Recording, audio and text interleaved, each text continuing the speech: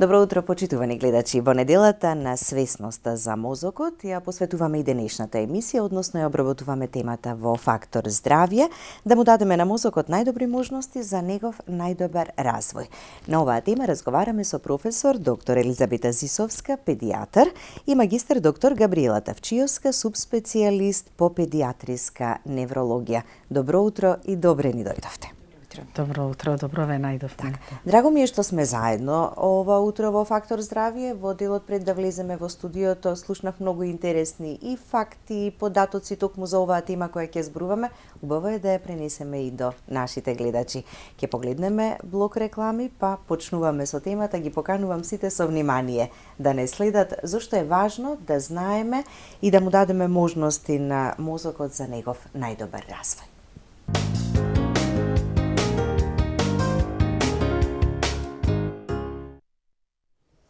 Со професор доктор Елизабета Зисовска, педијатар, и магистер доктор Габриела Тавчиевска, субспецијалист невропедијатар, зборуваме на тема во која одбележуваме неделата за свесноста на мозокот. Доктор Габриела, зошто неделата за свесност на мозокот, кои се активностите и што се случува во текот на оваа недела? Неделата за свесноста на мозокот е глобална кампања, посветена на подигнување на јавната свест за неверојатните способности на човечкиот мозок и значењето на неговото здравје. Нашиот мозок е нашата најмоćна алатка. Тој ги обликува нашите мисли, нашите емоции, нашите постапки. Ни овозможува да учиме, да создаваме и да се поврземе со светот. Меѓутоа и покрај сите тие способности често се занемарува неговото здравје. Неделата на свесноста за мозокот е можност да се отворат дебати, да се поттикнат дискусии за достигнувањата во невронауката, за значењето на менталното здравје, за невролошките нарушувања, за влијанието на исхраната, физичката активност, па и на технологијата врз когнитивната благосостојба. Како кампања, првпат е лансирана во 1996 година од страна на Фондацијата Дана, ги обединува научниците, здравствените работници, едукаторите, целокупната јавност преку низа на активности кои се од типот на работилници, на предавања по универзитети, по истражувачки центри, кампањи по социјални медиуми. Така да. Мозокот се развива во текот на целиот живот, ама детскиот период така најраниот е оној најважниот и клучниот. Доктор Елизабета, во понеделникот се организираше панел дискусија, учествувавте заедно со доктор Габриела за студентите на медицинскиот факултет во деканатот, нели, се одржа. Што на оваа панел дискусија, како беше осмислена, очекувањата кои што ги имавте?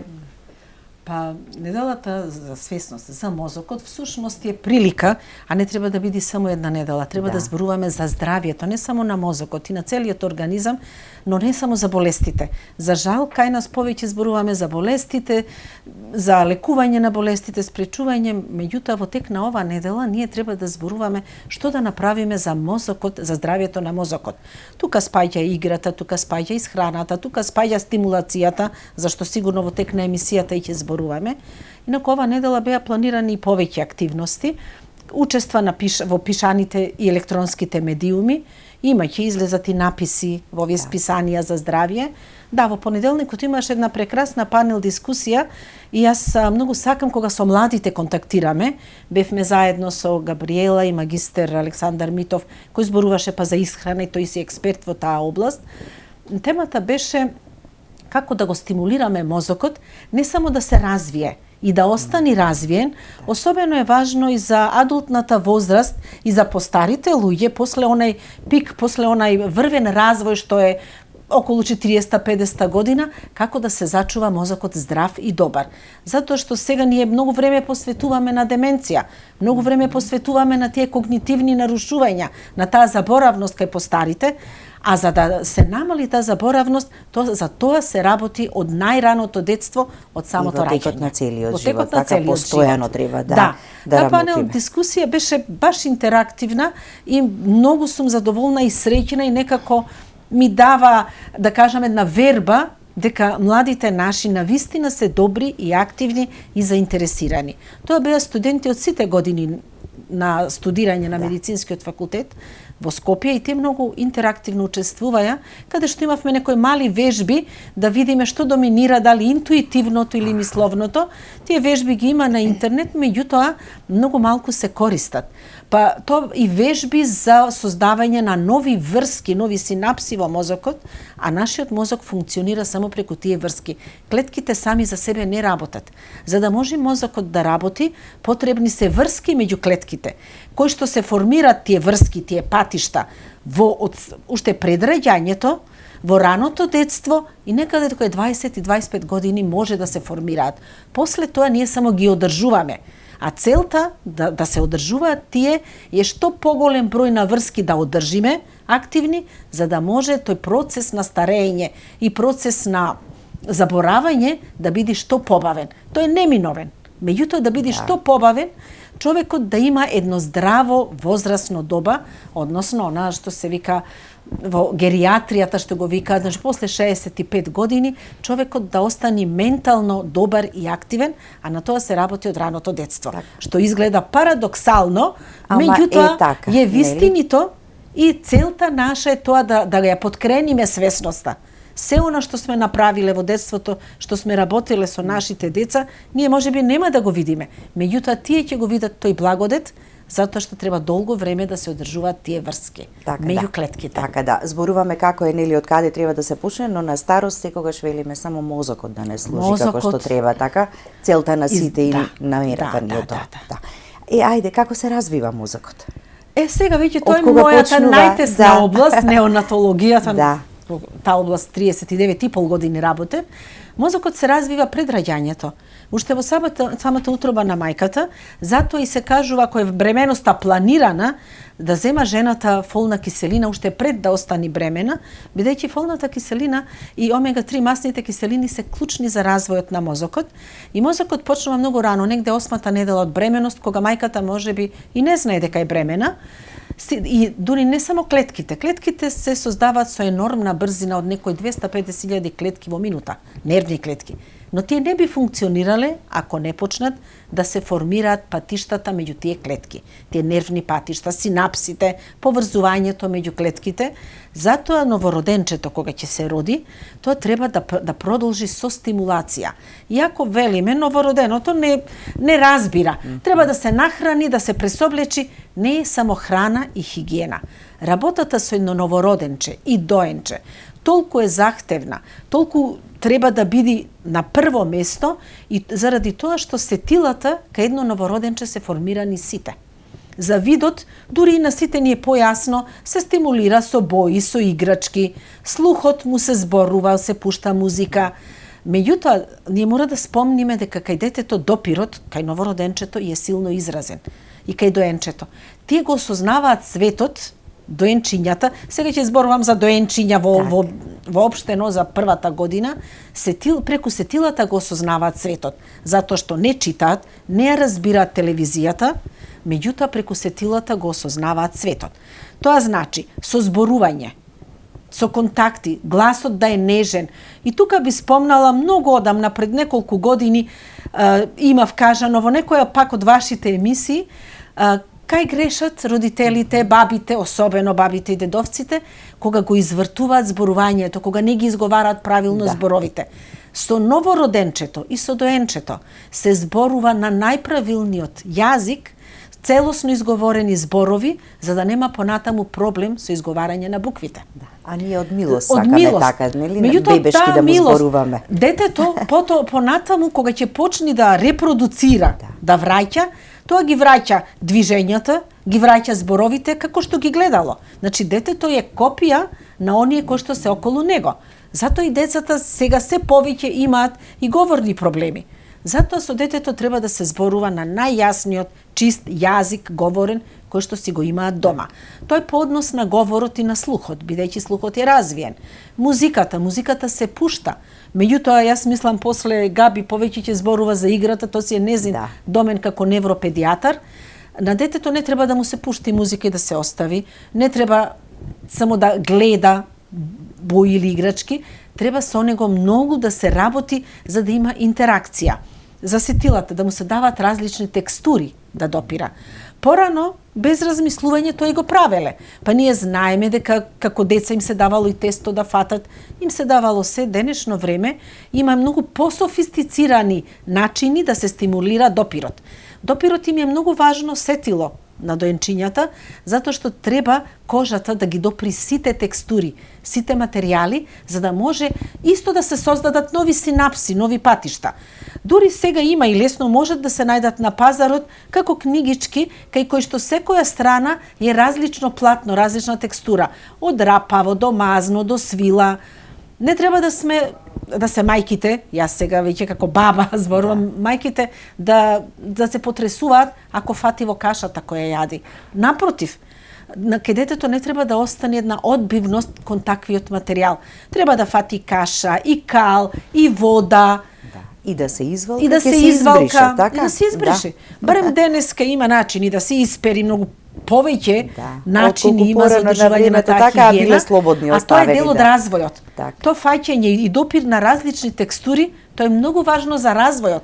Иако на видум ни е нелогично, меѓутоа е многу важно да ги допри сите тие работи. Таа стимулација со зборување, со пење, треба постојано да се работи со децата, за да можат да вратат и сетилата се доминантни. Повторно ќе ги набројам, тоа е видот, слухот, допирот, јазикот. Не треба да му се дај луто, јасно. Меѓутоа, преку млекото и после 6-тиот месец со другата исхрана треба да проба и различни текстури. Миксираното, измешаното и сето заедно во едно микс дава преку сетилото за вкус, преку јазикот, еден неодреден вкус. Се му е каша. Треба да биде дробено, треба да биде пасирано со вилјушка. Миксот, кога се дава секако течност, не дозволува на сетилото за вкус да ги осети и да ги разликува различните вкусови.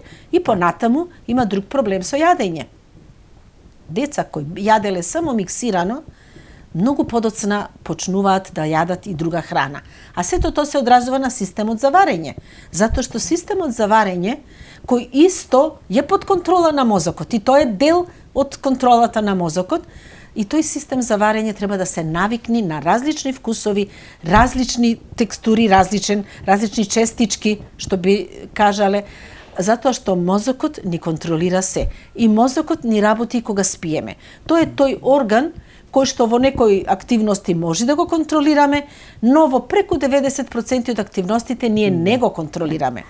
И ова навистина ќе повторам, многу важно е ова недела да зборуваме за здравието.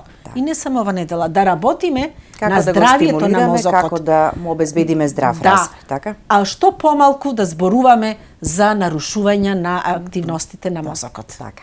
Доктор Габриела, рековме дека детството е клучниот момент, се стимулира мозокот постојано. Како преку играта се постигнува ова? Со игра детето почва многу рано, набрзо после раѓањето. И ако си дозволиме, со игра никогаш и не престануваме. Некои од игрите, како играњето карти, една од игрите со правила, може да се играат и во длабока старост. Играта е главната активност на дете во предшколска возраст. Своеволна активност, која детето само избира да ја прави и кај него доведува до задоволство и до уживање.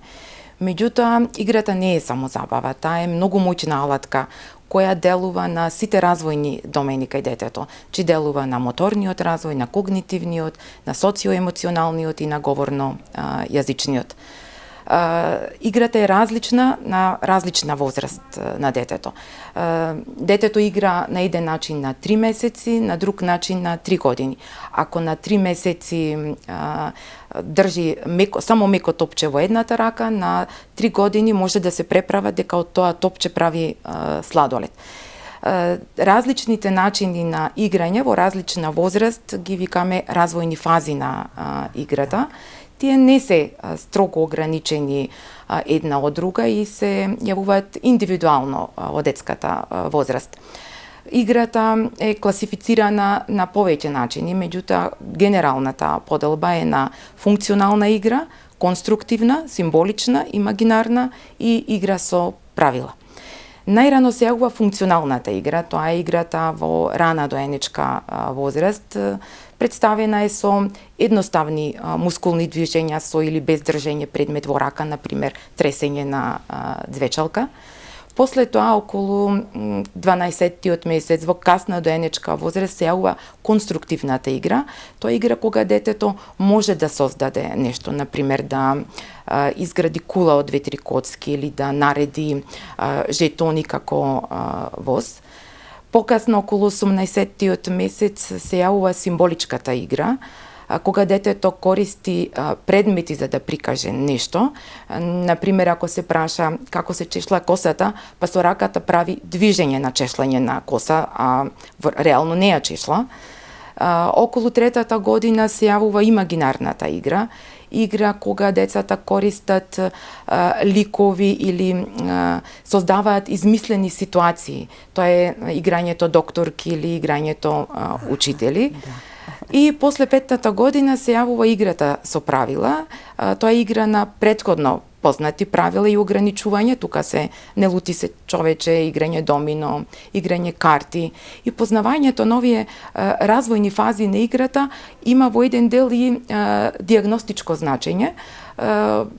Отсуството на еден вид на игра кој треба да очекуваме да се јави на одредена возраст, може да сугерира некое невроразвојно нарушување. Играта влијае на многу делови од детскиот развој во зависност од начинот на играње. Ако е повеќе со физичка активност, делува на развивањето на моторните вештини, делува на координацијата, на рамнотежата, играњето со коцки, редење слагалици, раскажување приказни, поттикнуваат критично размислување, креативност, развивање на способности за решавање на проблеми. Играњето со други деца ги воспоставува темелите на емпатичноста, се стимулира комуникацијата и вербалната и невербалната, се моделираат односи на инклузивност, а не на исклучување. Се подигнува самодовербата, се јавува чувство на успех кај детето. Се подобрува расположението, бидејќи со физичка активност се ослободуваат неуротрансмитери како допамин и серотонин. Се регулира спиењето. Сетилните игри многу позитивни придобивки. Така, во секој аспект на детскиот развој. Она што го спомна професорката за сензорната игра која ги стимулира сетилата, слухот, говорот, видот, допирот. Многу често вклучува манипулирање со предмети. Тоа е многу важно за подобрување на фината моторика. Тоа е фаќање, штипкање, претурање вода од една во друга чашка. Многу важно да не биде оставено детето само со себе, така да се занимава или само да игра, да ги реди коцките или што и да е. Родителите секогаш тука треба да бидат, дали ќе бидат повеќе дечиња да играат, ама и таа стимулација да ја поттикнуваат самите родители.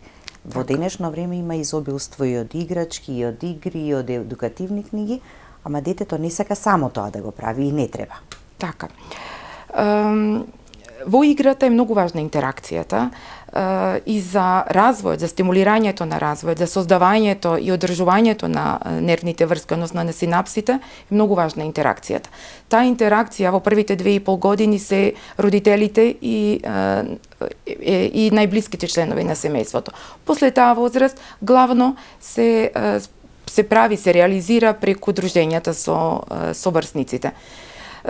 Зошто е важна интеракцијата, зошто е важна играта како стимулација? Новороденото се раѓа со одреден број на неврони, околу 80 билиони. Меѓутоа, тие главно се неповрзани. За да се поврзат, за да се создадат врски меѓу нив, да се создадат синапси, потребни се искуства, потребна е интеракцијата. Тој начин на стимулација, на создавање на нервните врски. Наједноставни дневни активности како хранење, пеење, гушкање предизвикуваат создавање на нови синапси. Затоа викаме секоја синапса секоја интеракција е важна. Така да. Ќе погледнеме уште еден блок реклами, па ќе продолжиме понатаму. Останете со нас, почитувани гледачи.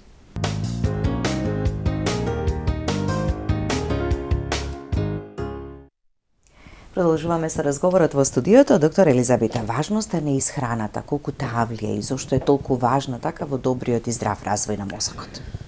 Исхраната е важна, добрата избалансирана исхрана за цело здравје.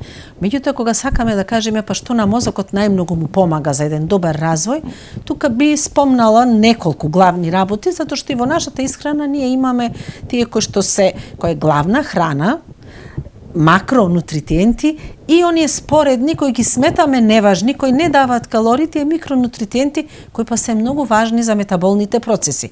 А работата на сите органи е врзана за метаболизмот, особено е важно па за мозокот да има еден добар метаболизам.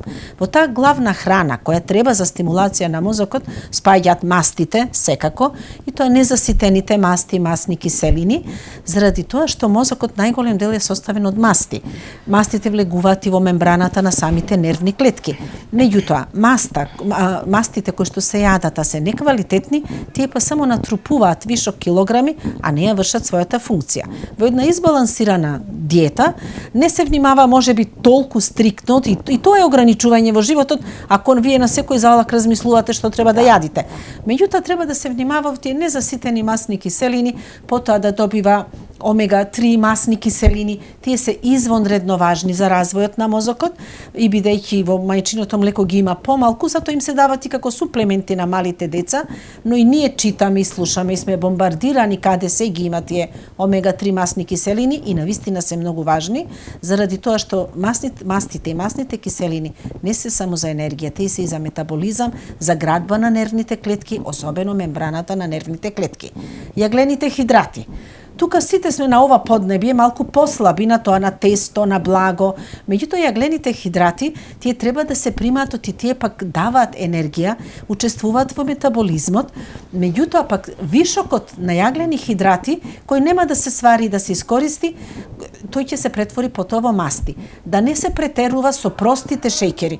Ова не го зборувам и за воопшто за организмот, но особено за мозокот. А шеќерите се многу омилени кај децата, многу така, колку газираните сокови, колку повеќе ги даваме или ги конзумираат. Да, простите шеќери, кај што спаѓаат лижалчињата, бомбончињата, тие не треба да се јадат. Да. Инаку јаглени хидрати треба да се внесуваат, оти тие помагаат во создавање на топлина и создавање на енергија.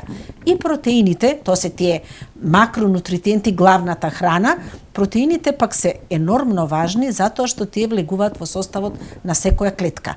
Во протеини ние внесуваме, тука е и месото, меѓутоа има и растителни протеини. И многу треба да се внимава затоа што па премногу протеини, па не може бубрегот, недозреаниот бубрег на едно доенче, многу протеини да свариот и тие имаат и доста распадни продукти. Меѓутоа на нашето поднебје не се претерува со протеини. Тука да сме искрени, најмногу се претерува со лоши масти и со лоши јаглени хидрати. Тоа се тие 3 од 6 главни продукти макронутритиенти. Водата би ја спомнала насреде како медијатор на се. Многу вода треба. Тука се дава вода, мајчиното млеко содржи доволно вода, вештачкото ако се направи погусто недостасува вода и мислам дека тука не се работи многу на примање на доволни количини на вода во раното детство. Еве сега гледам и во училиштата децата си носат шишенца со вода да пијат, што е многу добра навика, им се создава таа навика да си пијат вода, оти водата е медијатор на сите процеси. За тој метаболизам без вода не може ништо да се одвива.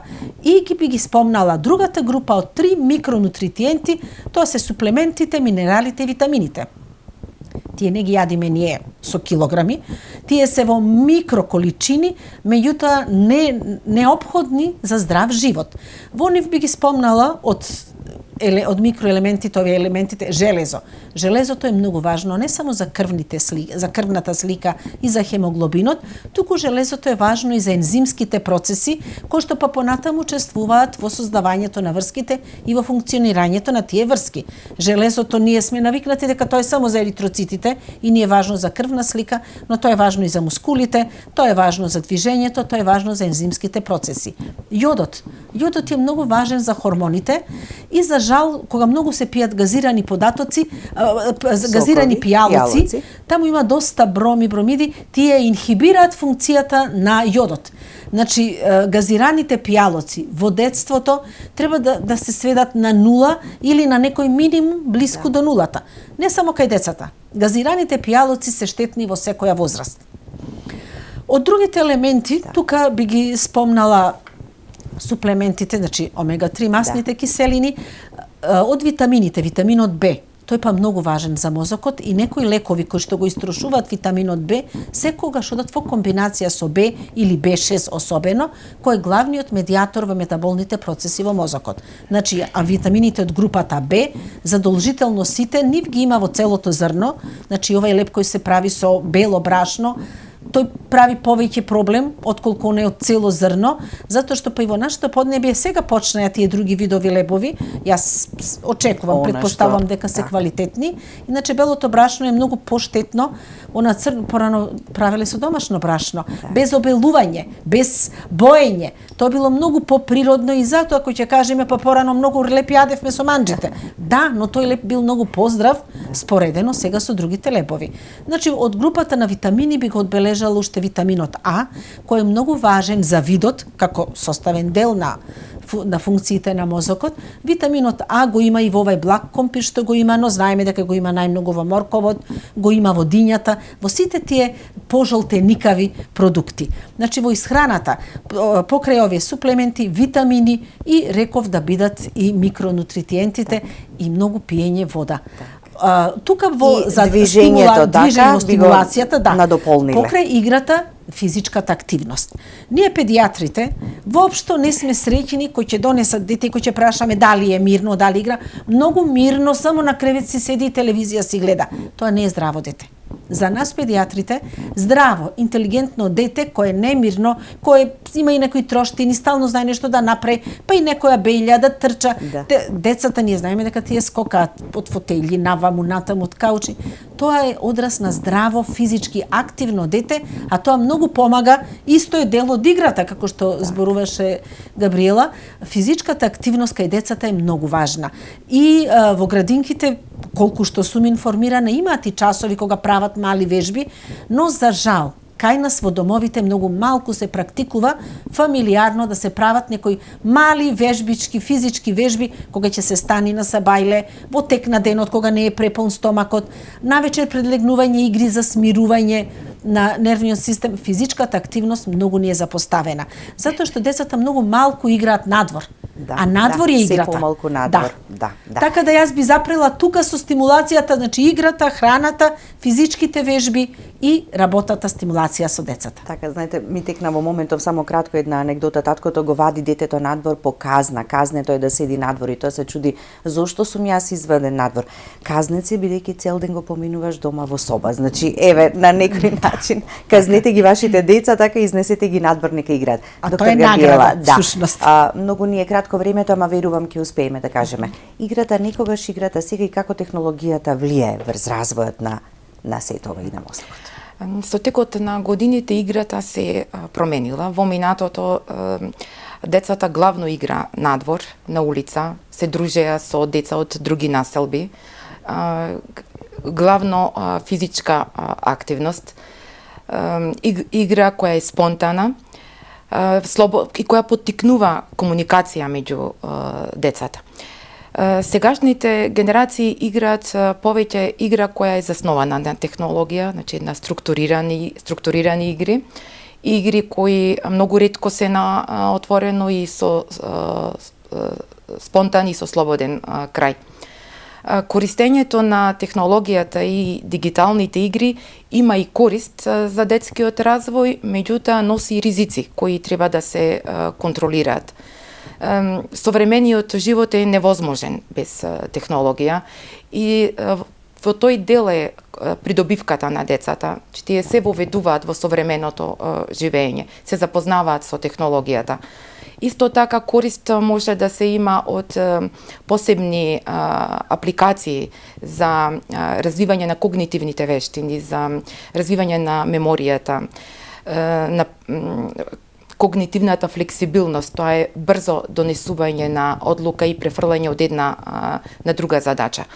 Меѓутоа, прекумерната употреба на технологијата и прекумерното играње на дигитални игри носи проблеми со начинот на живот, па се поттикнува развивање на еден седентарен начин на живот, што носи дебелина, потоа мускулно-скелетни проблеми, главоболки, проблеми со видот, ја инхибира комуникацијата и невербалната и вербалната, делува негативно на социјалниот развој, го нарушува сонот, кај школските деца им го одзема времето потребно за извршување на работните задачи.